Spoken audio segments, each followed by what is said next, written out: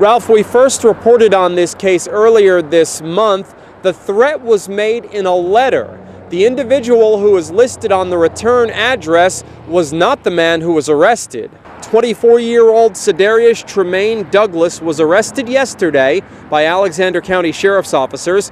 He's charged with 3 felony counts of threat of mass violence on educational property and 1 felony count of making a threat of a destructive device at a prison.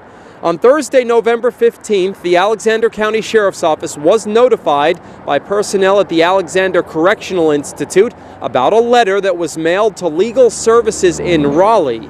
The letter had a return address from an inmate at the correctional facility.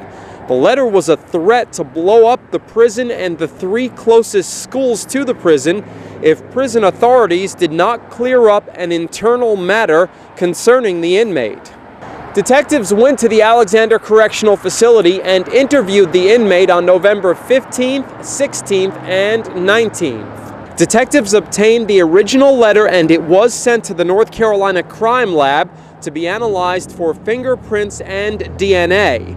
Last Wednesday, November 21st, detectives were notified of a match to the DNA found on the envelope.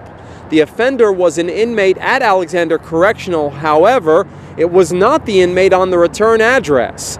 The offender was identified as Cedarius Tremaine Douglas, who was brought to the Alexander County Sheriff's Office for processing yesterday. He made his first court appearance yesterday. Bond was set at $150,000 secured.